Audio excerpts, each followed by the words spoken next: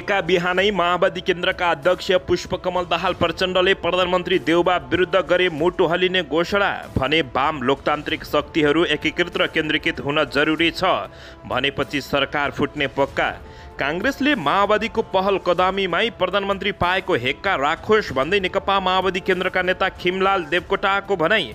श्रीलङ्कामा प्रदर्शन उग्र बन्दै प्रदर्शनकारीले प्रधानमन्त्रीको निजी निवास नै जलाइदिए। नेपालको अर्थतन्त्र श्रीलङ्काको बाटोमा गइराखेको छ भनेर सुनियोजित हल्ला चलाइएको सञ्चार मन्त्री ज्ञानेन्द्र बहादुर कार्कीको भनाई।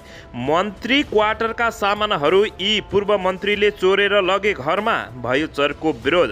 वाम आन्दोलनले एकता होइन पूर्ण पुनर्गठन खोजेको नेता घनश्याम भुषालको भनाई। रवि लामिछानेको प्रतिबद्धता शिक्षकलाई सबैभन्दा धेरै तलब। भ्रष्टाचारीको चल अचल सम्पत्ति जफत गरेर सरकारको नाममा पद र प्रतिष्ठाका लागि पार्टी एकता नहुने नेता माधव कुमार नेपालको घोषणा। माओवादी केन्द्रले पनि पार्टीभित्र अन्तर्घाती खोज्ने 3 सदस्यीय छानबिन समिति गठन गर्दै देउबा सरकार ढाल्न भित्रभित्रै चल्यो यस्तो खेल। बहुमत बनाउन 7 सांसदको खोजी। सिपिसीका नवनियुक्त विदेश विभाग प्रमुख लिउ आज नेपाल भ्रमणमा आउँदै केपी शर्मा ओली र प्रचण्डलाई मिलाउने कोसिस गर्ने। चुनावी गठबन्धनबारे सुझाव लिँदै काङ्ग्रेस। भ्रष्टाचार महँगी र सर्वसत्तावाद अति भयो भने जनताको धैर्यताको बाँध भत्किन्छ। राप्रपा नेपालका नेता कमल थापाको भनाई। संवैधानिक परिषद कानुन केपी शर्मा ओली पथमा प्रधानमन्त्री देउबा पनि काङ्ग्रेस पदाधिकारीको बैठक बस्दै। र एका बिहानै प्रधानमन्त्री देउबा विरुद्ध पुष्पकमल दाहाल प्रचण्डले चाले निकै खतरनाक घातक चाल। आवश्यक नभएको 84 करोडको घातक हतियार नेपाल सरकार किन्दै। अब हेर्नुहोस् पुरा समाचार। दर्शकबिन नमस्कार, तपाईहरू यति बेला युवा नेपाली युट्युब च्यानल हेर्दै हुनुहुन्छ। दर्शकबिन यदि हाम्रो च्यानल युवा नेपालीसँग अझै पनि सब्सक्राइब गरेर जोडिनु भएको छैन भने सब्सक्राइब गरी जोडिनुहोला, साथै सँगै रहेको बेल आइकनलाई दबाउन पनि नभुल्नुहोला। दर्शकबिन तपाईहरूले हामीलाई कहाँदेखि हेर्दै हुनुहुन्छ? देशदेखि हेर्दै हुनुहुन्छ या विदेशदेखि हेर्दै हुनुहुन्छ? यदि तपाईहरूले हामीलाई रेगुलर हेर्नुहुन्छ भने रेगुलर र पहिलोपटक हेर्दै हुनुहुन्छ भने पहिलोपटक भनी कमेन्ट बक्समा गई कमेन्ट गरी हाम्रो मेहनतको लागि एउटा सानो लाइक गर्न पनि नभुल्नुहोला। दर्शकबिन अन्ततः माओवादी केन्द्रका अध्यक्ष पुष्पकमल दाहाल प्रचण्डले काङ्ग्रेसका प्रधानमन्त्री शेरबहादुर देउबाको मुटु हल्लिने घोषणा गरेका छन्। एका बिहानै माओवादी केन्द्रका अध्यक्ष पुष्पकमल दाहाल प्रचण्डले काङ्ग्रेस विरुद्ध खरो जवाब दिएका छन्। नेकपा माओवादी केन्द्रका अध्यक्ष पुष्पकमल दाहाल प्रचण्डले वाम लोकतान्त्रिक शक्तिहरू अब एकीकृत र केन्द्रीकृत हुन जरुरी रहेको भन्दै सरकार छोड्ने सङ्केत गरेका छन्। वैज्ञानिक समाजवादको यात्रातिर देशलाई डोहोऱ्याउन परिवर्तनकारी वाम लोकतान्त्रिक शक्ति एकीकृत र केन्द्रीकृत हुनुपर्ने माओवादी केन्द्रका अध्यक्ष पुष्पकमल दाहाल प्रचण्डको भनाइ रहेको छ। मुलुकको राष्ट्रिय स्वाधीनताका लागि जनयुद्ध र जनआन्दोलनका बलमा हासिल भएका उपलब्धिहरूको रक्षा गर्दै वैज्ञानिक समाजवादीको यात्रातिर देशलाई डोहोऱ्याउन परिवर्तनकारी वाम लोकतान्त्रिक शक्तिहरू एकीकृत र केन्द्रीकृत हुन जरुरी रहेको उनले बताएका छन्। आज बकर ईदमा शुभकामना दिँदै माओवादी केन्द्रका अध्यक्ष पुष्पकमल दाहाल प्रचण्डले यस्तो बताएसँगै माओवादी केन्द्रका नेताहरू समेत काङ्ग्रेससँग रुष्ट बनेका छन्। यसैबीच नेकपा माओवादी केन्द्रका नेता खिमलाल देवकोटाले नेपाली काङ्ग्रेसका नेताहरूमा एक्लै सरकारमा पुगे जस्तो घमण्ड पलाएको आरोप लगाएसँगै सरकार छोड्ने उनले पनि सङ्केत गरेका छन्। यसैबीच एक कार्यक्रममा कुराकानी गर्दै देवकोटाले भने नेपाली काङ्ग्रेस एक्लै ताकतमा प्रधानमन्त्री बनेको होइन, माओवादीको पहल कदमीमा बनेको हो, तर उसमा एक्लै सरकारमा पुगे जस्तो घमण्ड पलाएको छ। अरू दललाई अगाडि आउन नदिने मिसन राखेको छ। अब हामीले एक्लै पुगेको होइन भन्ने हेक्का दिलाउनै पर्छ भन्दै उनले पनि ठोकुवा गरेका छन्। तर उनले आगामी सङ्घ र प्रदेशको चुनावसम्म गठबन्धन जारी रहने पनि बताएका छन्। देवकोटाले थपे चुनाव आफ्नै भरमा लड्ने हो, आफ्नै रणनीतिका साथ जित्ने हो, तर अहिलेको गठबन्धन प्रतिगमनको खतरालाई टार्नका लागि भनेको भन्दै उनले यस्तो बताएका छन्। तर आफ्नो पार्टीभित्र अन्तर्घातको रोग सल्केको पनि बताएका हुन्। दर्शकबिन यसैबीच यता मन्त्रीहरूले देशमा भ्रष्टाचार गरेर नपुगेर मन्त्री क्वार्टरका सामानहरू चोरेर घरमा लान थालेका छन्। निवर्तमान मन्त्रीहरूले सरकारी आवास गृह छाड्दा अब आवासका सामान घरतिर लिएर जाने गरेका छन्। मन्त्रीको प्रयोगका लागि सरकारी सुविधामा आवासमा राखिएका भाँडाकुँडा, पर्दा, पङ्खा, telephone set, print, washing machine लगायतका सामग्री बहिर्गमन हुँदा उनीहरूले लिएर जाने प्रवृत्ति यसपटक पनि दोहोरिएको छ। ताकेता गर्दा कतिपय मन्त्रीहरूले लिएर गएका सामान तत्काल फिर्ता ल्याइदिने गरेका छन् भने कतिपयले निकै गाह्रो मानेर फिर्ता गर्ने गरेका छन्।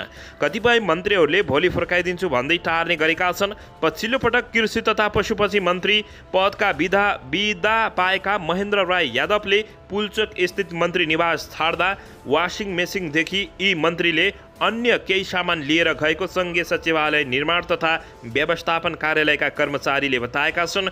दर्शक महानुभावहरू, आवास लैजान नमिल्ने सामान, अवकाश हुँदा लैजान नमिल्ने सामान लिएर गएको थाहा पाएपछि सचिवालयले उनीहरूलाई ती सामान फिर्ता गर्न पत्रचार गरेको छ।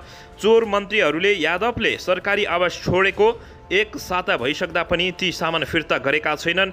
दर्शक महानुभावहरू, यो खबर आजको दैनिक पत्रिकामा प्रकाशित गरिएको छ। दर्शकबिन, यसैबीच यता राष्ट्रिय स्वतन्त्र पार्टीका सभापति रवि लामिछानेले आफ्नो दलले भ्रष्टाचार नहसर्ने र भ्रष्टाचारी कसैलाई पनि नछड्ने बताएका छन्। शनिबारमा चितवनमा गरिएको भेलालाई सम्बोधन गर्दै रवि लामिछानेले भ्रष्टाचारमा जोडिएका नेता, कर्मचारी, व्यापारी सबैलाई अनुसन्धानको दायरामा ल्याउने उनले बताएका छन्। उनले भने भ्रष्टाचारी सम्पूर्ण चल अचल सम्पत्ति जफत गरी राष्ट्रियकरण गरिनेछ। मुद्दा छिटो छरितो फैसला गर्नका लागि फास्ट ट्र्याक अदालत गठन गरिनेछ। वर्षौंदेखि थन्किएर बसेका मुद्दाको छिटो फैसलाको वातावरण बनाइनेछ। लैङ्गिक अल्पसंख्यक बालबालिका, महिला बलात्कार मुद्दामा छिटो फैसला गर्नका लागि फास्ट ट्र्याक अदालत गठन गरिने रवि लामिछानेले जानकारी दिएका छन्। यस्तै जबरजस्ती करकापमा परेर धर्म परिवर्तन गराउनेलाई अझैसम्मको कारबाही गर्ने बताएका छन्। सनातन बौद्धिक सांस्कृतिकलाई प्रवर्धन गर्ने, विदेशमा फँसेका नेपालीको उद्धार गर्नका लागि र्यापिड एक्सन टिम बनाउने बताएका छन्। मजदुर किसानका गुनासा सुन्न हेल्प डेस्क बनाउने र उनीहरूको सामाजिक सुरक्षाको ग्यारेन्टी गर्ने समेत बताएका छन्।